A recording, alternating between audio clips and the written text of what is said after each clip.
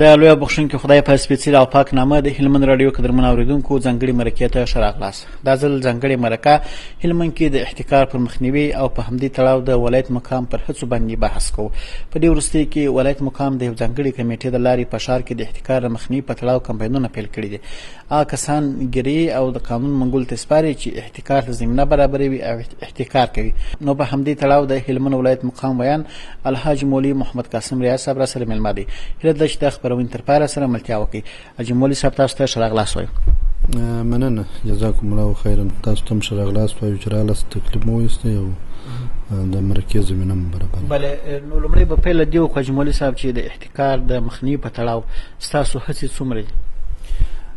تاسو په جریان کې یاست چې په دا وروستیو کې د هلمند مرکز کې همداسې په ځینو ولسوالیو کې د خوراکي توکو د احتکار کچه لوړه شوې ده او داسې راپورونه را رسېدلي دي چې ځینې کسانو په ډېر لوړ تعداد په لوړه اندازه باندې پراخه اندازه باندې غنم ذخیره کړي دي چې دغه ذخیرې د بازار پر نرخونو باندې ډېر بد اغېز کړی دی چې ولسونو ته ډېره سخته صدمه رسولې ده.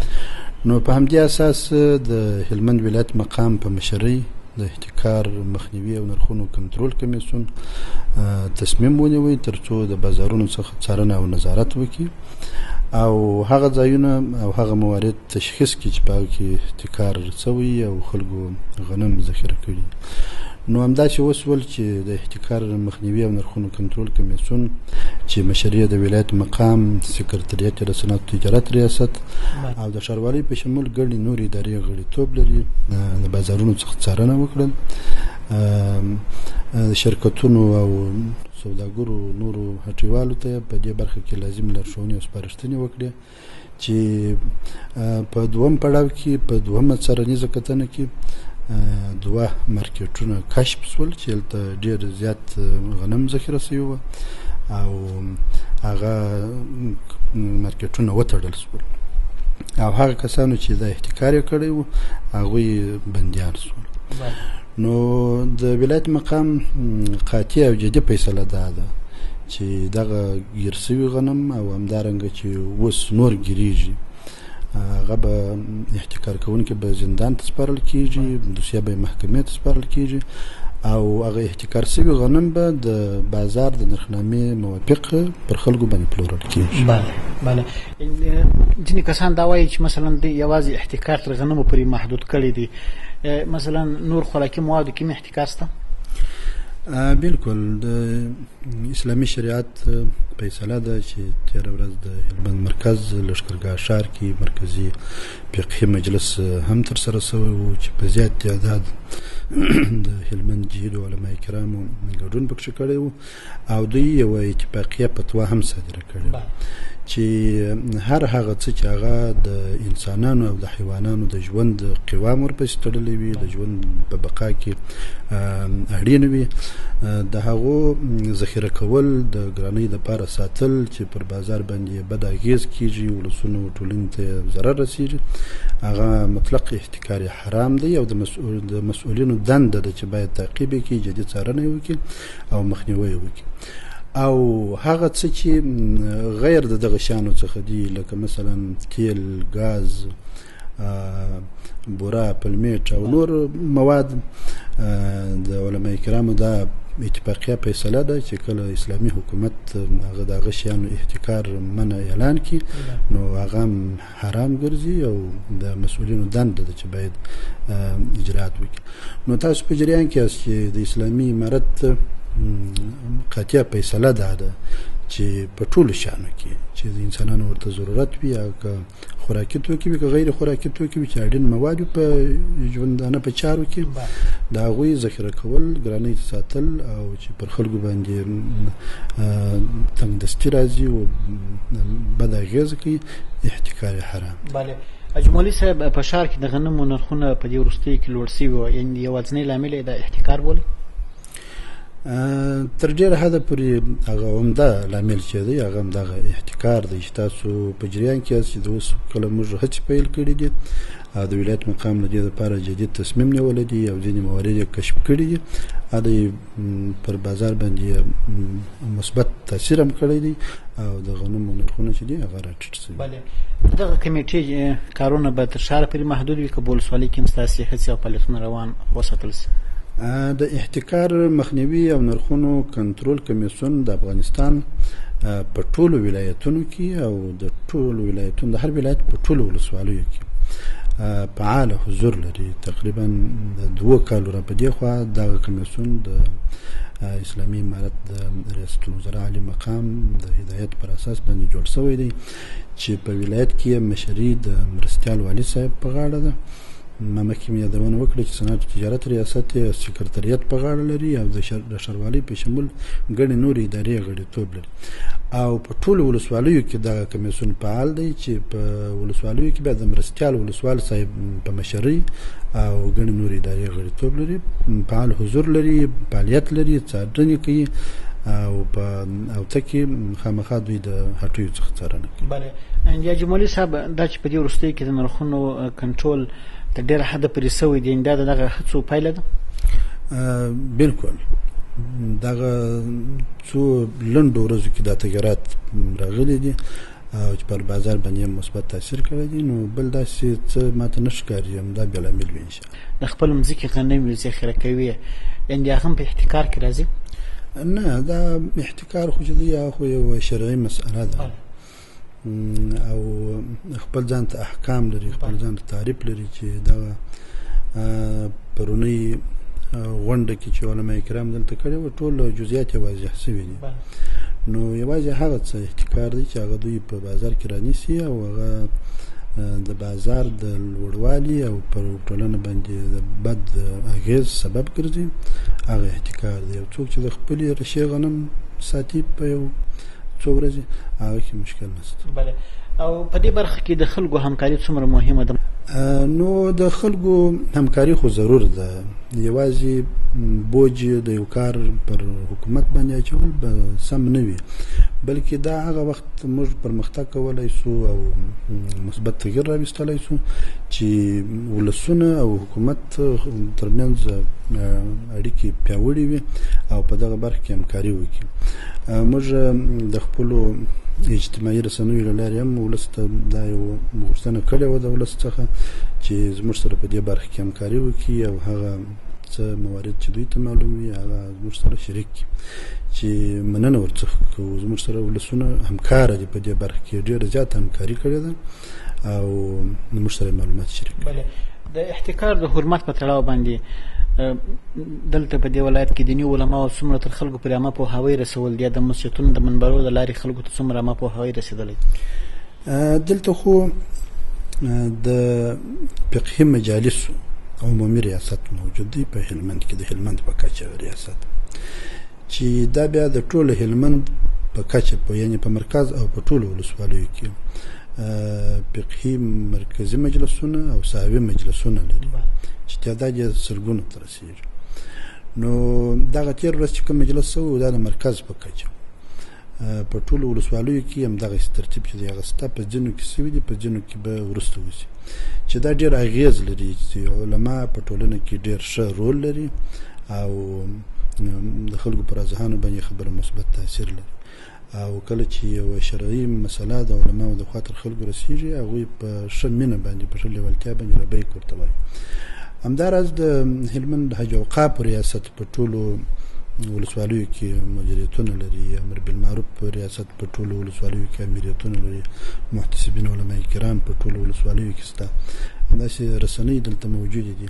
نو انشاءالله چې د ولایت مقام رهبري دا پرېکړه به د دغه ټولو ارګانونو له لارې د ولس سره شریکېږي. بله اجمالي صاحب احتکار په ټولنه کې داسې یو رواج ګرځېدل دی، مثلا ډېری خلک دغه د رشو پر وخت باندې غنم رانیسي بیا ساتي بیا چې په ژمي کې ګران سي خرڅوي. فکر کوئ چې دغه هڅې به مثبتې وخیږي یعنې په بشپړ توګه به مخه ونیول سي؟ بالکل زموږ د معلوماتو په اساس دغه احتکار کوونکي محدود خلک دي. دا که رواج ګرځېدلی دی هم د یو څو محدودو کسانو ترمنځ رواج ګرځېدلی دی چې د خپلې ګټې دپاره د ولسونو ضرر ته حساب نه کړي. نو انشاءالله چې دا خلک به هم د دې کار څخه لاس اخلي او د دې څخه به اجتناب کوي چې هدی موږ تاسې عمله نه وینو. ټول ولسونه د دې بدې او شومې پدیدې څخه نفرت لري او ان شاء الله چې په ګډه به دغه مخنیوي لپاره کار کوو. بله حاجي مولوي صاحب د ټولنې د ټولو وګړو دا هیله ده او دا غوښتنه چې باید د احتکار مخنیوی وسي، د نرخونو کنټرول وسي. اسلامي امارت په خاص توګه د هلمند ځایي ادارې د نرخونو په ټاکل کېدو کې له څه ډول میکانیزم څخه کار اخیستی؟ دغه کمیسیون یادونه چې ما وکړله د احتکار مخنیوي او نرخونو کنټرول کمیسیون، دا کمیسیون دوه برخې لري چې یوه برخه د احتکار مخنیوی دی او دویمه برخه د نرخونو کنټرول دی. یعنی دغه دوه مسؤلیت د دې کمیسیون ور په غاړه دي. د کومې ورځې څخه چې دغه کمیسیون کار شروع کړی دی، دغه دواړې برخې چې دي هغه د ځان سره اخیستې دي او تعقیب د دې دواړو برخو چې دی هغه یې کړی دی. دوی داسې یو میکانیزم لري چې په هفته کې یو ځل یا دوه ځله درې ځله د اړتیا پر وخت کې هره ورځ د منډویانو څخه، د شرکتونو څخه، د بازارونو د هټیو څخه څارنه او نظارت کوي. د اړوند مسؤلینو سره، یعنی د شرکتونو د مسؤلینو سره یا د اتحادیو د مسؤلینو سره دوی بیلابیل منظمې ناستې لري. د هغوی سره محاسبه کوي. مثلا دا شی د په څو باندې رانیولای دی، مصارف څونه باندې سوي دي، تر دې ځای مثلا تر رسولای دی په څو باندې تاته ولاړ دی. نو هغه محاسبه کوي او د محاسبې پر بنسټ باندې و دوی ته نرخنامه ورکوي. نرخنامه جوړیږي د ښاروالۍ سره په هماهنګۍ او د دې کمیسیون لخوا څخه یا د اړوند ادارو لخوا څخه هغه امضا کیږي، لاسلیک ورباندې کیږي، ټاپه کیږي، بیا دغه هټیو ته تکثیریږي. که نانوایان دي، که د چرګ پلورونکو اتحادیه ده، که د تیل فروشانو اتحادیه ده، د ګاز فروشانو اتحادیه ده، یا مثلا د غوړو شرکتونو دي، و دې ټولو ته هممهاله توزیع کیږي او هغوی ته تکثیریږي. او بیا دغه نرخنامه چې د وخت په وخت تعقیبیږي. هغه کسان چې د نرخنامې څخه سرغړونه کوي هغه د اصولو موافق مجازات کیږي. نو همدا د نرخونو د مخنیوي، د نرخونو د کنټرول او د احتکار د مخنیوي یوه تګلاره. بله ډېره مننه. حاجي مولوي صاحب، ځینې وخت خلک دا شکایت کوي چې مثلا د هلمند څخه نور ولایتو ته غنم ځي. په اصولو کې موږ اجازه لرو چې نور ولایتو ته د هلمند څخه غنم ورسي؟ بله، د خارج څخه خو د غنمو یا د نورو دغه ضروري موادو انتقال چې دی هغه راګرځول شوی دی او ان شاء الله چې دا د لپاره جدي اجراءات شوي هم دي او کېږي هم. البته د یو ولایت څخه بل ولایت ته په خپل اندازه باندې هغه د اصول موافق مشکل نشته. بله چې په دې ولایت کې مثلا قحطي رانولي. بالکل، ونو افغانستان زموږ او ستاسو ټولو ګډ کور دی او ټول ولایتونه چې دي هغه زموږ او ستاسو ولایتونه دي. نو خپل اصول مقررات او طرز العمل ستاسو هغه په رڼا کې مشکل نه لري. بله تر ډېره حده پورې اوس په ښار کې د بې کیفیته توکو مخنیوی شوی دی. مثلا پخوا خلکو شکایت کوي چې بې کیفیته تیل پلورل کېږي یا بې کیفیته درمل پلورل کېدله. دغه چاره نوره هم څومره سمېدو خواته نږدې ده؟ ان شاء الله چې د دې لپاره هم ډېر اجراءات شوي دي. خپل ولایت مقام چې احتکار مخنیوي او نرخونو کنټرول کمیسیون دی په دې برخه کې دخیل دی او په ځینو برخو کې کار کوي. همداراز د انحصارات او عمومي مدیریت چې دلته موجود دی، د امر بالمعروف نهي عن المنکر او شکایتونو اوریدو ریاست دلته موجود دی، د خوړو او درملو امریت دلته چې د عامه روغتیا تر چتر لاندې کار کوي هغه دلته فعال دي. چې په دې برخه کې لازم اقدامونه چې هغه تر سره کړي دي او د پخوا په نسبت په دغه بې کیفیته توکو کې هم تغیر راغلی دی او لږ شوي دي د پخوا په نسبت باندې او ان شاء الله چې د پخوا په نسبت شکایتونه هم کم شوي. بله د قاچاق په مخنیوي سره هم د بې کیفیته توکو مخه نیول شوې؟ د قاچاقو د مخنیوي هغه کم هغه عامل د دې قاچاق د مخنیوي چې دا سبب د دغه جوړ شو چې د قاچاق مخنیوي باید وشي، یو مهم سبب هم دغه و چې خلکو به پر قاچاقي لارو باندې بې کیفیته توکي چې هغه به واردول، هغه که مثلا تیل و یا نور خوراکي توکي و پر قاچاقي لارو باندې به واردېدل چې هلته به ګمرک نه و، هلته به محاسبه او شفافیت او دا شی نه و. نو دوی و دې کارو ته مخه کړې وه. دغه د قاچاقو د مخنیوي ترتیب چې روان شو دلته چې پر ګمرکاتو ریاست وجود لري چې هره ورځ تاسو په رسنیو کې وینئ چې بې کیفیته توکي قاچاقي اموال هغه ګیریږي ټینګېږي او بیا له منځه ځي. مهمه وجه هم دغه ده چې ډېر ښه تاثیر کړی یعنې فعالیتونه یې زیات شوي دي. فعالیتونه یې زیات شوي دي چې په هره اونۍ کې په زرګونو کیلوګرامه قاچاقي توکي هغه نیول کېږي او بیا د محکمې د حکم پر اساس په عام محضر کې له منځه وړل کېږي. بله یعنې که د بهر په قانوني ډول هر څه راوړل سي کیفیت به یې هم ښه وي او دې تر څنګ به د دولت په عوایدو هم مثبت اغېز وکړي. بالکل د رسمي ګمرکاتو له لوري چې کوم شیان راواردېږي په اصولي ډول باندې په تجارتي ډول باندې هغه هلته لابراتوارېږي او کیفیت یې کتل کېږي بیا هېواد ته واردېږي او د غیر ګمرکي شیانو چې هغه په قاچاقي ډول باندې وي هغه اکثره بې کیفیته وي ځکه تصمیم د اسلامي امارت د هغه په له منځه وړلو کې جدي دی. بله په دې وروستیو کې جمهوري صاحب موږ خپل کورني تولیدات هم لرو مثلا شامپو د صابون د مثلا دې ته ورته نور داسې توکي موږ خپله لرو چې پخوا مو نه درلوده. څومره د بهر څخه د وارداتي موادو مخه نیول شوې؟ لله الحمد چې د اسلامي امارت په راتلو سره تاسو په جریان کې یاست چې په هلمند او په ټول افغانستان کې د صنعتي فابریکو ایجاد او فعالیت چې دی هغه ډېر شوی دی. مثلا د هلمند په کچه تر فتح مخکې د صنعتي فابریکو شمیر ډېر کم و چې تر 25 پورې رسېدی خو اوس دا تعداد 140 150 ته رسېدلی چې دا ډېر ښه زیری دی. همداراز د ولایتونو په کچه مثلا هرات ولایت کې قندهار ولایت کې یا نورو شمالي ولایتونو کې دغه صنعتي فابریکې صنعتي پارکونه چې دي هغه فعال شوي دي چې په دغه شیانو کې لکه د غوړیو تولید د صابون تولید یا مثلا د نورو دغه شیانو تولید هغه ورسره زیات شوی دي چې د دې کیفیت ډېر ښه دی ځکه دلته د اسلامي امارت تر چتر لاندې دوی فعالیت کوي خپل اصول او خپل اړوند مسؤلین لري چې هغوی له خوا څخه څارنه کېږي تعقیبېږي او د هغوی څخه ژمنې په دې برخه کې اخیستل کېږي په اوله ورځ باندې هغه تعهدنامه چې د هغه ورسره امضا کوي. نو د دې داخلي تولیداتو کیفیت ډېر سم دی چې دې هم ډېر ښه اغېز کړی دی چې خلک لیوالتیا نه لري چې غیر یعنې بې کیفیته توکي چې هغه په قاچاقي ډول باندې واردېږي چې هغو ته مخه وکړي. او د اسلامي امارت یو غوښتنه هم د خلکو څخه دا چې د خپلو کورنۍ تولیدات څخه استفاده وکړي.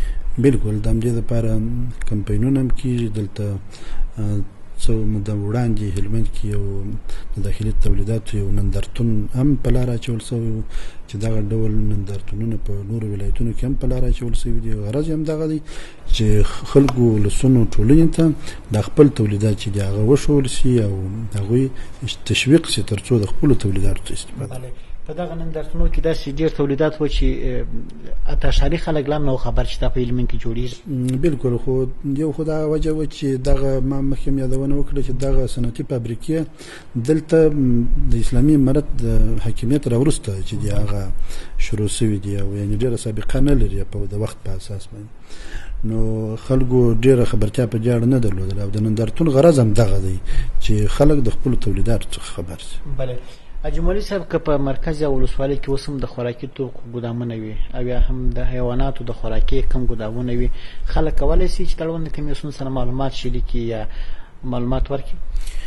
د هلمند ولایت مقام په دې برخه کې جدي تصمیم نیولی دی چې تېره ورځ یې د احتکار مخنیوي او نرخونو کنټرول کمیسیون ته جدي هدایت وکړي قاطع هدایت ورته وکړي چې که په مرکز کې یا که په ولسوالیو کې تاسو څارنه وکړي تاسو معلومات وکړي او د ولسونو څخه هم د همکارۍ غوښتنه وکړي تر څو دغه موارد چې هغه ذخیره شوي دي دغه شیان چې ذخیره شوي دي د خوراکي توکي یا مثلا غنم په خاص ډول باندې دا پیدا کړي او هغه عاملین چې دي هغه زندان ته وسپاري او سیاه محکمې ته وسپاري او دغه غنم چې دوی ذخیره کړي دي دا راوباسي او خلکو ته خبرتیا ورکړي اعلان ورته وکړي چې راشي او د بازار نرخنامې موافق باندې وپلوري. بله ښه خبره دا ده چې دا غنم بس په ورځ پلورل کېږي. بس همدا هدایت دی. ډیره مننه کوم جمهوري صاحب کور مودان چې د ډیر مصرفاتو سره سره به هم مشت وخت راکړي. جزاکم الله خیرا. تاسو څخه مننه کوم چې تکلیف مو وایستئ او د مرکې لپاره مو زمینه برابر کړه ترڅو موږ د هلمند ولایت مقام د رهبرۍ او د احتکار مخنیوي او نرخونو کنټرول کمیسیون هغه تګلاره او د دوی هغه تصمیم تر ولسونو پورې ورسوو. ډیره مننه کوم خوشاله اوسئ د هلمند رادیو قدرمن اوریدونکو ځانګړي مرکې لپاره بیل سوی وخت هم دومره و میلمه را سره په خپرونه کې د هلمند ولایت مقام ویان الحاج مولوي محمد قاسم ریاض صاحب څخه ډیره مننه کوم تر بیا مو پر الله سپارم